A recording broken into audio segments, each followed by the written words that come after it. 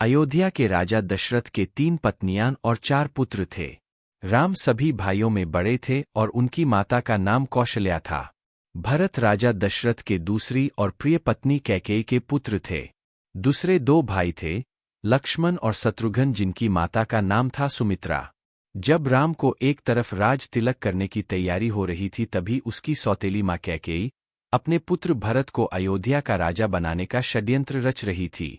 यह षड्यंत्र बूढ़ी मंथरा के द्वारा किया गया था।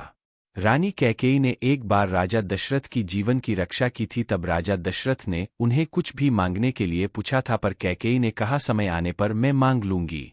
उसी वचन के बल पर कैकेयी ने राजा दशरथ से पुत्र भरत के लिए अयोध्या का सिंहासन और राम के लिए 14 वर्ष का वनवास मांगा। श्री राम तो आज्ञाकारी थे, इसलिए उन्होंने अपने सौतेली माँ कैकेयी की बातों को आशीर्वाद माना और माता सीता और प्रिय भाई लक्ष्मण के साथ 14 वर्ष का वनवास व्यतीत करने के लिए राज्य छोड़कर चले गए। इस असीम दुख को राजा दशरथ सह नहीं पाए और उनकी मृत्यु हो गई। कैकेयी के पुत्र भरत को जब यह बात पता चली तो उसने भी राजगद्दी लेने से इनकार कर दिया।